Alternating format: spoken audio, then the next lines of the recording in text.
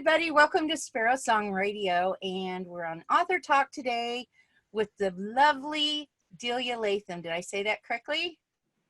That works. Okay. And I kind of consider her a Southern gal, even though she grew up in, you did grow up in Southern California too, though, right? Yeah, and well, kind of Central California. Oh, Central. Bakersfield area. And I love the name of your hometown. Tell us the name of your hometown. Weedpatch. I love that. That's where I grew up. Did it have a stoplight? It did not. Oh, it did? I'm not sure it even does now. It may. Oh my goodness. That sounds like a town that you'd put in a story. So yeah, I have. A story? Have you? Yes. Which one of your books did you use it in? Did you use it in a book or just a short story? In a book. It's in Golden Eyes is partially set in Weedpatch. I saw that. That looked really interesting. Now, everybody, Delia almost said teaches because we're both teachers. Delia writes romance, and that's something I don't write a lot of. So I don't really understand writing romance. So I'm really curious to find out what that process is like, because we have a lot of authors that listen to us as well as readers. What gives you an idea to write? Well, how did you get started writing romance? Because I know your background is in newspaper and magazines, I think. Yes. So why don't you tell us a little bit about your process and start at the beginning where you won an essay contest. I did too in grade school, but you got a much cooler prize. I just got a ribbon and my name in the paper. So tell us the whole story. Well, I was in third grade, and Mrs. Ingle was deaf on English. She wanted proper English, and she taught us, I think she focused more on that than on any other subject, and that was fine by me because I loved it. But she did an essay writing contest. And what grade was that in again? That was in third grade. See, I was a whole fifth grader before I won mine. Well, it was kind of fun. She had us write a story about ourselves as a baby, what we were like as a baby. Aww. So we had to interview our parents and then write about ourselves. And I won that contest. And it was just the spark that let me know that this is what I love doing and I want to do it always. Not that I hadn't been writing before that, little stories and poems and songs and whatever, but that was the first real, it's something with any meat to it that I wrote. So. Right, because you knew you had power, right? That something you wrote had an amazing result, which was tell everyone the prize. I won a pink silk satin or pink satin quilted bed doll, and she had this huge pink quilted skirt. You know, the doll was stuck down inside. Her feet will never ever see the light of day again, but she went right in the middle of my Salvation Army bed, and I was a proud little girl. It was beautiful. You know, you had said something about that we had seen. So when you said bed doll, you mean it's to sit on your bed. You don't mean that the doll was hooked to a bed, right? No, it is to sit on your bed. It's to sit on your bed. The bottom, so the bottom was a skirt. Okay. Yes, it only has the skirt, and the bottom is cardboard, so it sits flat on the bed. And it took up a good portion of the middle of my bed. It was really a big doll. My teacher made them, and they were just beautiful. Oh, see, I pictured it differently. I pictured it. Yeah, I couldn't figure out why you were getting so excited about a doll bed, but now I see that. So was it pink? It was pink. The dress was pink, and then the doll was like a Barbie that sat down and. I do know what you're talking about. I never had one, but they came some people crocheted the skirt. Exactly. Yes. Yeah. Mine was quilted, but still. Oh my gosh, I would have loved having one of those. I did. It was the nicest thing I'd ever owned in my life, and I was so proud of it. So. Yeah, I grew up with Salvation Army hand-me-downs as well, and my grandma used to take me to what she called them basement cells, where churches would have you know, they'd open up their basements and they'd have sales like every Thursday or something, and you'd go in. Because back when you and I grew up, well, there wasn't a Walmart. No. We had a TG and Y. Did you have a TG and Y? No, we didn't have that in where I was in California. So I think that the big thing was the TG and Y or Kmart. I do remember a Kmart came in when I was in high school.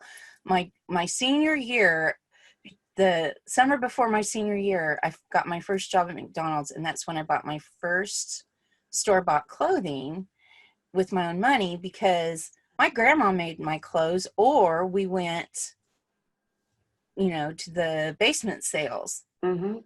And I would also, and usually I would just pick up books at the basement sales. I wasn't that interested in the secondhand clothing, but I got my love of books, old books, from basement sales. So sounds like the story of my life. Yeah, we do. We have like parallel lives, don't we? So what was one of the first books that you picked up at a basement sale? Do you remember? Because I remember mine. I don't really remember the book, but it was probably Nancy Drew.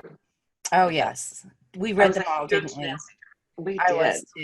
I was too. Nancy Drew, Cherry Ames, the Hardy Boys. I mean, I was not genre or gender specific. I would read whatever. So yeah, all of those, Trixie Belle and the Bobbsey Twins.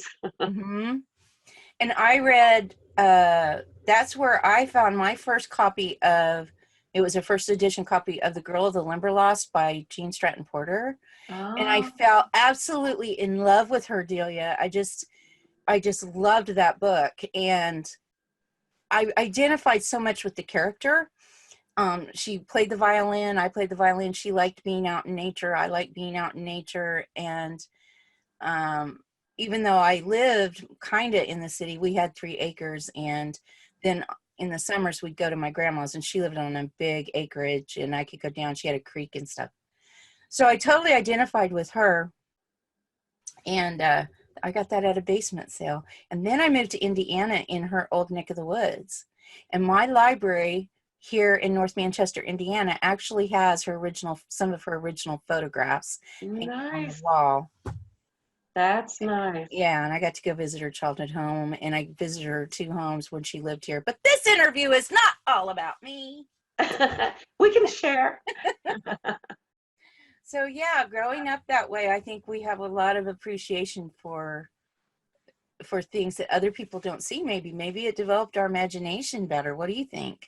I think it did. I didn't have toys to play with, so we kids in Weedpatch, we had to get out and entertain ourselves and find ways to have fun. So I just love that name. I wish I came from a town name. Well, I kind of do. I went to school. I lived in Wichita, but my school was in Hayesville. In Whatville? Hayes. Like Hayesville. Like hay? Okay. So it's but still not as cool as Weedpatch. Oh, you have haze and I have weeds, so I guess. Yeah. That's so good. So what is your latest book? The latest one to have released is Like a Dance, and that is book 3 in the Hummingbird Hollow series. I love the names of your books. They have such cool. Thanks. Yeah, and you guys are going to love her books. They're very romantic, and I'll be putting links down in this subscription. And by the way, subscribe and like to my channel. I would appreciate it. But I'll be putting links down in the description, and when I edit the video, we'll have pictures of the books up too. So. Nice. Yeah. So what is this latest release about? Well, all of the Hummingbird Hollow books are set in a little hollow, surprise, surprise, near Eureka Springs, Arkansas. Isn't that a beautiful area? Have you been there? Oh, heavens, yes. Isn't it gorgeous? I love it. My grandma had a sister who was married to a man who had, so it'd be my great aunt and uncle, had a cabin on the Lake of the Ozarks. And before Brandon was cool, we were going to Brandon and Eureka Springs every summer. Branson, yeah. For vacations. Or not Brandon. Yes, Branson. Sorry, not Brandon. Branson. I had a feeling that's what you meant. Yes. Maybe I'll edit that out. But nice. before Branson was cool, we were going there. And we knew like Shepherd of the Hills and I knew all about who was that printer of Udell, who what is his name? I can't think of it. That's terrible. I have first editions of his too. I love collecting first edition books. I So see. Okay. yeah, so that's kind of like old Yeah. one. And that inspired my writing as well, because I learned about writing, and there's just so much. It's just a beautiful area. It is gorgeous. It's absolutely. Friends of ours took us there while we were visiting them in somewhere near Fayetteville, where they live. They live in Mhm. Bentonville. I And used to live in Bentonville. did you really? Yeah. Wow. Well, they took us to Eureka Springs, and I Mhm. just was enchanted. It And is a beautiful area. it is. I cried. We lived in Bentonville, and then there's a little town uh, next to Bentonville called Bella Vista. It's not really next to I it. know exactly where that is. We lived in Bella Vista, and I loved my house in Bella Vista, and I didn't want to leave. Oh, But God had a plan. So he always yeah, does. it's a beautiful area. It Absolutely. is. It See, if I is. hadn't left, I would have never gotten to see all the Gene Stratton Porter stuff I've gotten to see. See? So this is set in it's like a dance, and it's set in Eureka Springs, Near and Eureka Springs, yes. it's Hummingbird Hummingbird Hollow. Hollow. That's what I thought. And this is book 3. There are 2 books previously set also in Hummingbird Hollow. Is Hummingbird Hollow a real place, or is that No, something you made it's up? fictional. Okay. You know, But it's like Eureka Springs, or do they actually go to Eureka they Springs? go to Eureka Springs, yes. And I So have fun researching Eureka Springs, and because I only got to visit the once so far, and I want to go back. They actually have a writer's retreat there that I am dying to visit. So hey, if you find out info about that, send it to me. That would be so wouldn't that fun. be fun? Yes. Yeah. So tell me your process. How in the world did you fall into romance novels when you grew up reading Nancy Drew? Well, I graduated from Nancy Drew as I became an older teen. I started reading Grace Livingston Hill, who was a Christian romance author. Oh, yes, I love her. And I still see shades of Grace Livingston Hill in my own writing. I don't think I echo her, but I can definitely see her influence in my writing, and I just loved her. I loved her. She's in today's world, she probably breaks 1,001 of our writing rules, but Mm-hmm. she was an amazing storyteller, and Mm-hmm. I loved her books. I would walk a mile in each direction to the library once or twice a week and load up with as many Grace Livingston Hill books as I thought I could carry home. Wow. So I've read I didn't them know all. she wrote. I mean, my mom had them all, but I didn't know she had that many. She has had a Didn't lot. she write Christy? No, that was Catherine Marshall. Oh, Catherine Marshall. And That's Christy right. was one of Oh, the yes, yes. I know greatest who you're talking about. influences. Yeah. I love Christy. Christy had a huge influence on me. That's why I'm a Me teacher. too. Yeah. I loved my 5th grade teacher read Christy to our class. Oh, really? And I literally fell in love, and I have read it probably 3 times since then. Just loved it. Yeah, So, I can never get enough of that book. Yeah, I love that book. That book probably had the biggest influence on my life as a fiction book. me too. I will have to say that, yeah. Although when I had the mumps and I read The Yearling, it was the first time I bawled my eyes out at a book. And I remember something inside me going, I want to have that kind of power Yes. to make people cry. Isn't that Right. terrible? I was only No, in, but it's emotion, and that's what yeah, writing's all about, is touching your reader. So, I think so too. And yeah, you know, so, I read The Secret Garden to my class of junior high. I taught in a parochial school, so I had 5th grade through 8th grade. okay. I read The Secret Garden to them, Mm-hmm. and they absolutely loved it. And I had one student who came back to me years later and said, I want you to know that I never enjoyed reading until you read The Secret Garden to us, and it just captured my attention, and I have been reading everything I could get my hands on ever since then. And I love stories like that. It I just do makes you too. feel so validated or And it's something. so hard, I think, so hard nowadays to find books that will carry you away like that. Mm-hmm. Um, yeah. And see, I don't read romance, but I do read, I like political thrillers and things like that, which I can't write. I don't think I would even know the first thing about writing them. But so tell me again, we keep going on these rabbit trails because of me, not because of you, how you fell into romance. So you started reading romance. You read Grace Livingston Hill. That's what you said. Okay. Yes. So you I've read Grace. always been a romantic at heart, and so I think it was just a natural thing for me to write romance. Were you lucky at romance? Not lucky, but blessed in romance where no one ever hurt you deeply? Or do you think I always wonder if people who write romance, like, are they writing it from a sense of where they've been or a sense of where they want to go or want to be? I Or think there's a little bit of both there. Yeah, because I mean, I have been hurt, but I Mhm. also wound up with just a really amazing man who takes the most wonderful care of me. And, Oh, that's awesome. not that we haven't had our hills and valleys, we all do, No. but yeah, there's still, even though you have that, there's still, there's always that dream life that you dreamed of as a Oh, child, sure. as a young girl, that you're never going to have. And I think that's where the writing romance comes into play. You get to Be in your use head some of more. what you actually live with some of what you dreamed about. So What are you working on right now? right now, I'm working on, I'm part of a collection that's coming up, premiering in June, and it's called Grace Kitchen. It is based around a soup kitchen in Tennessee. I love It'll be a Tennessee. rolling release with several authors. So as one book releases, goes on pre-order, the next book releases, and it goes on. Does each person write a different book, or are you all Each writing? person writes a different book, but they're all connected in some way with Grace Kitchen. Who's publishing that? We're self-publishing this one, Oh, this okay. collection. Yeah. Yeah. Are you self-published or are you traditionally published? Both, both.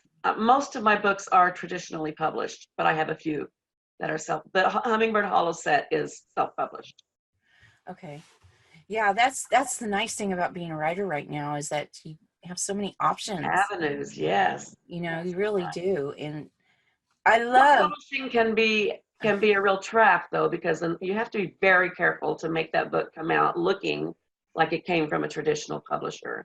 I mhm. won't settle for less. I just can't stand the thought of my name being on something out there that is full of errors and flaws and Well, and looks unedited. So the problem with that is that when you do put something out there like that, that ruins you forever. I that's mean, right. they won't read another one That's after right. that. The So, nice thing about self-publishing is if you do find an error, you can go in and fix it, and it updates on Amazon. oh, I didn't know that. You can do that, but that doesn't change the fact that other people have already purchased that book and read it. Mhm. So if Yeah. you put it out there with full of errors, you still have made that bad impression. So you Hmm. have to, if you're going to self-publish at all, you need to go into it looking at it like this is a real company and I intend to make it as professional as I know how. Which is what you should do anyway if you're wanting to be traditionally published for those just starting out.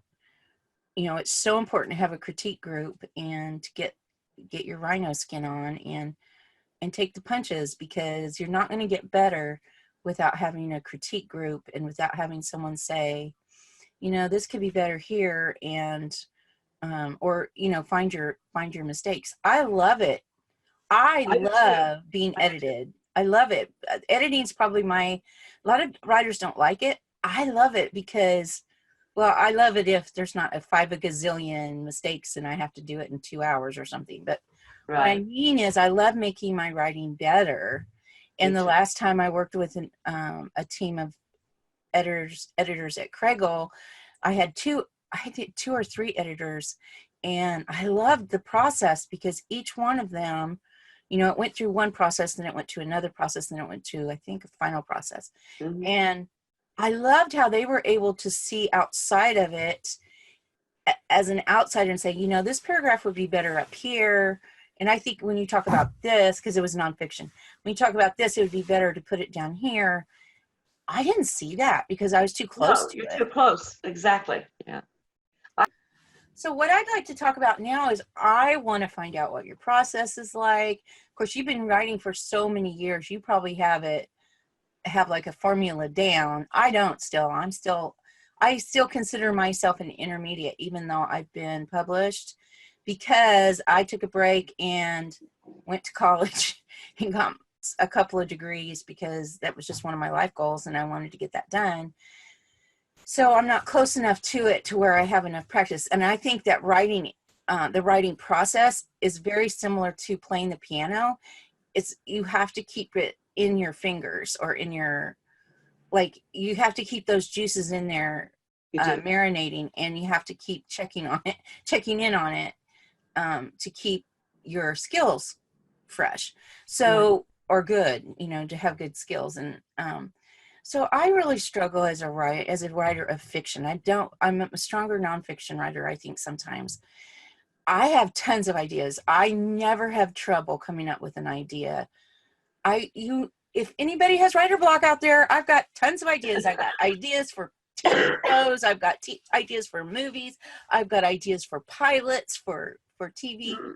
But I really struggle and I think what I do is I freak myself out because I've read so many craft books. And I It'll think I do it. have totally freaked myself out to the point of freezing sometimes. So, like, what is your process? Like, I've tried putting it up on a whiteboard. I've tried putting plot cards up on you see this, there's a string up here, hanging them up on a Oh. string. I've tried spreadsheets and you name it, I've tried it. And I wrote my first novel on the seat of my pants before I realized that there was a thing that you didn't have to do that. And I think I have, on my current project, I think I'm just not enjoying it because I've just worked so hard at the laying it out and the outlining and all that. So tell me how you do it. I am a seat of the pants writer. Oh, well, that's no help. No. I have, since I've become involved with Tanya, because she's such a plotter. But I'm like you. If I get too involved in trying to lay it out and make plans and do all the things they suggest, I just lose interest. It's like it's too much. It overwhelms me. So Yes. what I have started doing to help myself is all I do is have a scene chart. You know, I'll lay out the scenes as I expect to write them in the book. And the characters very often take off on their own and the scene chart goes out the window, you know, in places. But I had it laid out. It's like it's just a table with two columns. The first column is chapter 1, and they'll have scene 1 and scene 2 because I always have 2 scenes in my chapters. So I'll have scene 1, scene 2, and then the next row is chapter 2, scene 1, scene 2, and I just put a very basic summary of what I'm going to write about in that chapter, and that's the extent of my planning. I can't do, although I do go online and look for photos of for my hero and heroine so that I can make the descriptions come alive. I feel like if I'm looking at an actual person and describing that person, it has more life than if I'm trying to dream it up from my head. So. That's exactly what I do too. And that's how I did my first one, was I picked people that I thought would look like that person, and it helped me add little details Exactly. to Expressions, and because that. I'll download 12 pictures of say the hero. One of him really casual, one of him dressed up, one of him smiling, one of him sober, you know, so that I can get the nuances of his expressions and put them into the book.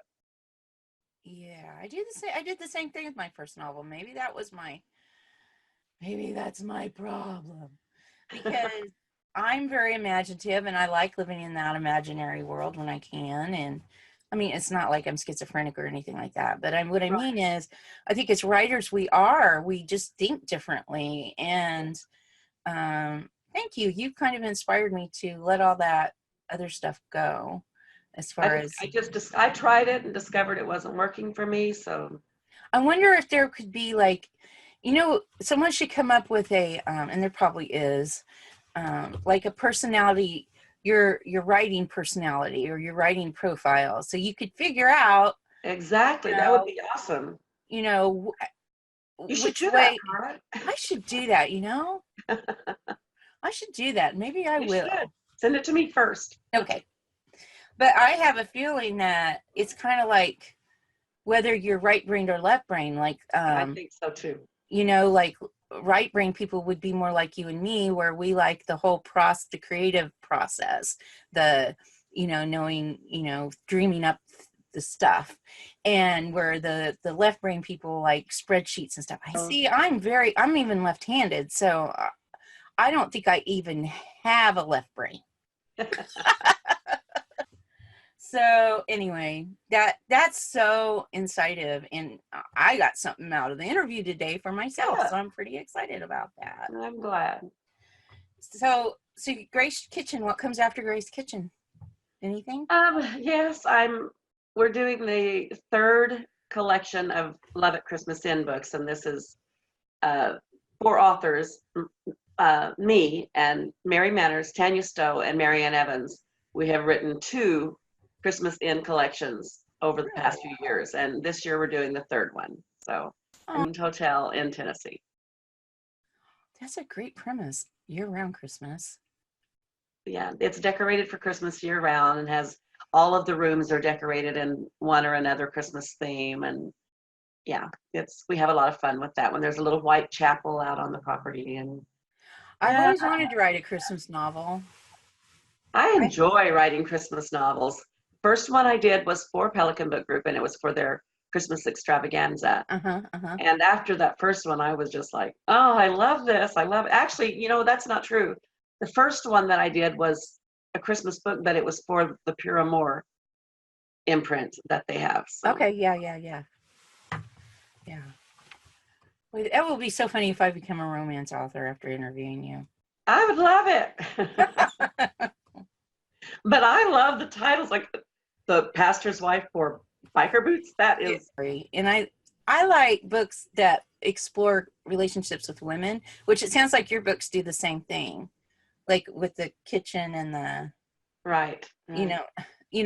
relationships between girlfriends, not sexual relationships. Gotcha. Between women. Relationships between girlfriends. Knows these days, though. I know, you have to be careful. But and I just I really like my favorite relationship movie is Steel Magnolias. I absolutely love that movie. Me too. And I love writing about movies like that. And also Fried Green Tomatoes. Oh, those are 2 of my favorites. And that's the kind of stuff I like to write. I like to write that kind of stuff. I love to watch it. I love to read it. I'm not sure that I would be great at writing it. And it's weird because my book Spring Rain had a couple of girls that were, I've had several with girlfriends that were just really close. Spring Rain, the secondary character who was the heroine's girlfriend, had just this quirky, fun, crazy personality. And I have gotten more comments on that character and that relationship. So I know that women do enjoy those types of stories. They like the relationships between sister friends. Yes. And which is weird because I have never really hung out with a group of girls like that. No, and maybe it's because I want to. I don't know, but I just enjoy it. I think it's hilarious the way women treat each other sometimes when they're good friends, when they're sweet, because. And I think our culture is getting our young ladies are getting such a bad example on media of how to treat each other as women. When you watch, and I don't watch them, but I've seen like clips of them on YouTube or whatever, of like the Real Housewives of Orange County or Real Housewives of New Jersey or Real Housewives of Atlanta. If anybody ever talked to me that way, if another woman ever spoke to me that way, I wouldn't be their friend. And There's yet no then respect. and then they Oh, act like nothing happened later. And I'm just too tenderhearted. I could never yeah, be I'm in too sensitive. I couldn't handle that. But but I mean, that's what I have some girls think. friends. Girls I think, go go ahead. ahead. I have some girlfriends that have been my friends since we were children in Weedpatch, and we can talk to each other, teasing and being funny, Oh, but that's never go different. beyond that. There's That's no different. lack of respect ever. Yeah. I totally respect these women and would never show them that kind of mean spiritedness. That's They're just wrong. mean. Like things like, you have wrinkles or something. I'm like, No, no, I could never do that. no. I could We never always try to insult build somebody. each other up. That's the thing. Well, and that's what I was, I remember one time someone accused me at work of being a certain way. And I'm like, they don't know me. I said to my boss, I said, they don't know me, or they would never say that, because my husband and I never, when we fight, we don't fight dirty. We never have. I don't know why. We just manage not to do that. We don't get personal. We don't get ugly. Yeah. We discuss I'm not saying we don't raise our voices. I mean, every couple raises their voices now and then, but we never get into personal Ugliness. insults. Yeah. Ugly. We never insult each other And ever. shouldn't. Even when we're Not at happening. our angriest at each other, we never insult each other.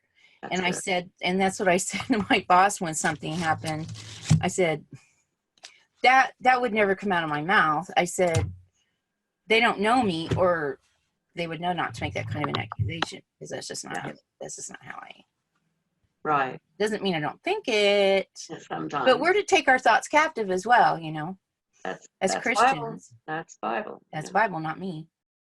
Blame Jesus, not me. That's right. He can take it. He can. Yes, he can. And he has such a perfect plan for us. And that's how I think about your books that are coming out. God has a perfect plan for each book that comes out, and the exact right time that it's supposed to come out, because it's not about us. It's about someone needs what you are writing.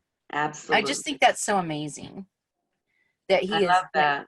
that he so orchestrates everything so perfectly, and we can trust him even when things don't fit. And speaking of which, how do you choose? How do you come up with your ideas? Are you like me, where you have more ideas than you have paper, or how do you decide on to pounce on an idea? I don't have a problem coming up with ideas. My problem is more in carrying it all the way through a novel. It's like I can get the nugget of this, what this book is going to be about, but then building around it to make that a whole and complete novel takes me some digesting and thinking, and yeah, I have to masticate it for a while and see. So what's the hardest for you, the beginning, the middle, or the end? The middle, absolutely the middle. See, I have trouble with endings. Oh, I don't have trouble with that, and I love beginnings. The beginnings are my favorite parts. Yeah, me too. Because that's where I'm all excited. I'm throwing myself into it, and then I reach that middle part where it sags, and I have to pull it up out of that sag and build it. And that's where I am always so grateful for my critique partners, because they'll see when it's dunking, and they're like, no, pick it back up. We got to pick up the pace, and because you're gonna lose your readers right here. Right. So. See, and I think what I maybe need to do is just have fun again. You do. You absolutely do. Me Instead too. of worrying about the craft, or, I mean, not that you can't worry about the craft, you do, but I mean, as far as, if I don't do it the Susan May Warren way, I'm not going to be able to write a good novel. Or if I don't do it the James Scott Bell way, I'm not going to, I just know too much. That's my problem. The Karla Akins way. That's the way that works. Jesus has a special way for Karla Akins to write. Amen. I received that. Yeah, I'm glad. Write that down. Jesus has a special way. I still use old school. I still write. That's all right. So do I. I've always said, if we're going to have, they tell us to have our own voices. If we're going to do that, we need to do it fully and completely, and let God be that voice and lead us where he wants us to be with it. Otherwise, it's going to come off as stilted and false. And, Exactly. And I think that's what happened with my last book. I have a book finished. Well, I have several books finished, but the one I really want to sell right now is a historical novel, and it's too gritty for the I've been told it's too gritty for the Christian market, so I might have to revise it. And it's nothing horrible or anything, but it might depend on which publisher you send it to. Well, it's been around, but it deals with sexual assault and in history, and sex trafficking in history, and the Indian removal and sex trafficking. And like, if the Christian market isn't ready for that, it's kind of sad that, because our young girls need to know. Yes, they do. How to navigate all that, and how to stay okay and be okay. It's very important today, in today's world in particular. But maybe this is one for the Karla Akins press. Maybe. Mm-hmm. Or the secular press, and still have good values. I don't know yet. I'm still praying about what to do. At least my agent hasn't given up on it yet. That's a good sign. Yeah. So that's good. So, was there anything you want us to know specifically before we close out your interview? Man, I think you've drained me. Good. I'm about as down to earth and simple as they come, so there's not a whole lot to say other than, really my family, God, my books. That's my life. Amen. Well, Delia, thank you so much for being with us today on Spirit Song Radio Author Chat, and I look forward to reading your books. Everybody, make sure you check them out. Check out the links below. Make sure you look into that kitchen one. Does it have recipes? I was hoping it had some recipes. It will have recipes, yes. I love that. My twins who have autism want to start their own cooking show. Fun. Yeah. So we're gonna start working on that this summer. So good deal. We'll have to check out those books, see if there's any recipes they want to try. There you go. All books have recipes as well. Oh, really? Yes. Ah, I love books that have recipes. Good. I just love them. And then I get hungry and I have to have a snack while I read. I have to take them and show them to my husband since he's the cook. But oh, really? That's so good. That's nice. Wow, you have a cook. That's pretty awesome. He's awesome. He's amazing. Wow. My husband's learning to cook. He's had to learn to cook and do laundry since I started all this writing. And mine too. All right. Well, everybody, come back again and make sure you tell your friends about this interview and check out Delia's books. Thank you, Karla. God bless. Bye-bye.